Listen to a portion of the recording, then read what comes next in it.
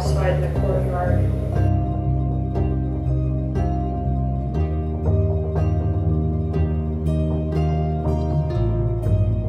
We immediately jumped up and followed them out. We were probably 30 to 50 feet away from them the whole time. I yelled out to him that we love you, that we support you, that we'll always stand behind you.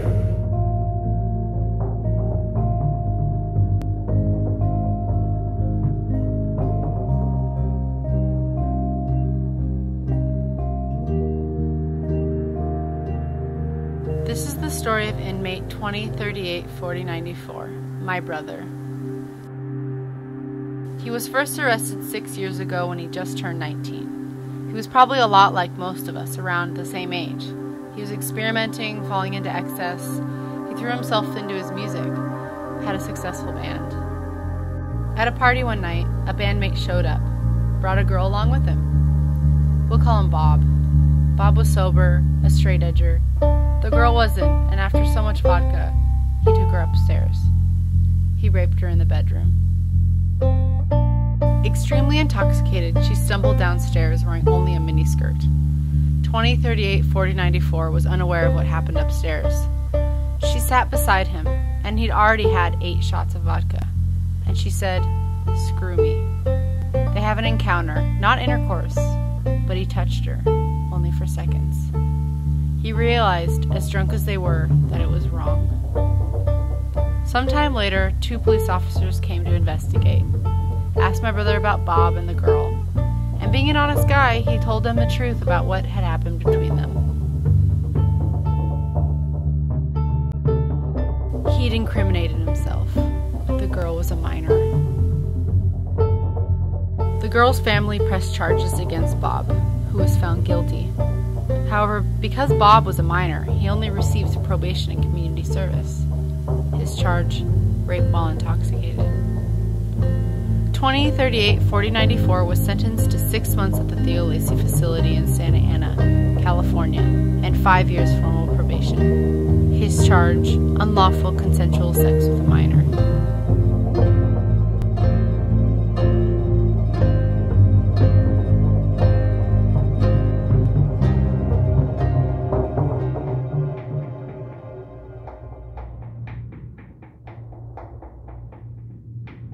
What scares me most about our justice system is that a minor raping another minor is somehow not as bad as an adult having consensual sexual contact with a minor. Okay, so how do you feel just about your future, like in regards to your current situation? Do you feel like anything has changed?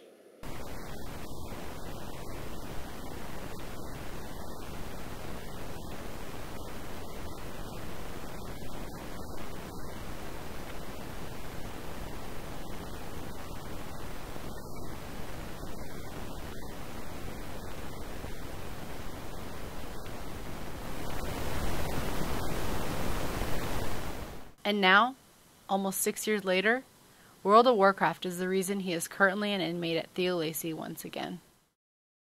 Well, I think if somebody was to completely follow the rules, basically it's almost impossible because you can't get a job. So you have to be a bum, and you have to hope that your parents can support you. It's very difficult to follow all the rules, it is. But he tried. He did with most of them, but he didn't with the internet, as far as playing games. It affects everybody, and it's just outrageous, completely. Nobody can live like that. He can't be around anyone under 18. He's responsible for everyone else around him. He cannot work anywhere where there's internet. He can't, go to the movies. Not a wedding, not a funeral, not a job. You can't feel viable in life in the community. At any given time, he could be taken away. The only thing he could really do is watch TV, study in a book. There's just very little that he could do. Yeah, I'd like to see anybody try that for 5 years.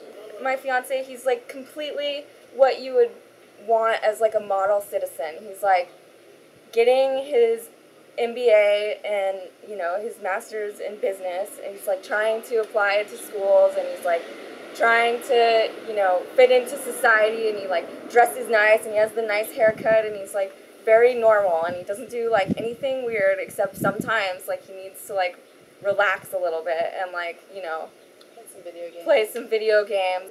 From start to finish, it's been kind of bogus. It was like, you know, I've always told them to tell the truth, so he told them, asked him to tell them the truth, the police originally, over the issue that got him in trouble. We had no idea that he was in trouble because in our minds, he had made the right decision.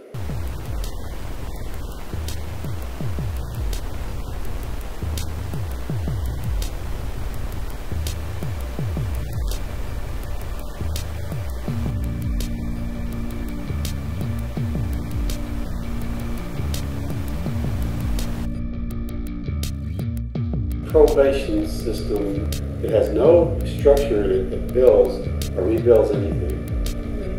One time when he came over and he was searching his room, he was like talking about school, and he said, he made the comment like, what does a criminal like you need to be doing in school anyway? You have a choice in life. You can be a builder or you can be a destroyer. I also interviewed a probation officer. Situations that were handled in a non-criminal manner are now criminal. For example, back in the 70s when two kids got in a fight, and it was over. Now it's charges of assault and battery against one. Now you're in jail, you're in the court system, etc. And everything is black and white fine line. There's no more, hey, let's handle this informally type of thing. Everything must be prosecuted, this and that, whatever. And I think it's too rigid at times. I hate it when I take people to jail, because you take away their civil liberties and stuff like that. And some of them do not belong in the criminal justice system.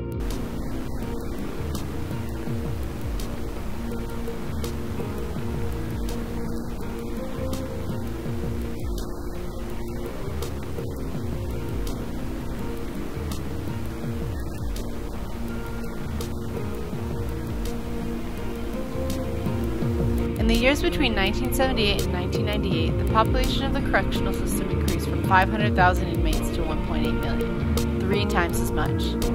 But the budget for incarcerating that population increased from $5 billion to $31 billion, 6 times as much. All the while, fewer violent criminals were being incarcerated. I ask myself, and I ask you, does this make sense? And does it make sense in light of the nation's budget crisis? Anyways, we'll continue, things will continue to get better. I think they can only get better. They can only get better. Things will get better, absolutely.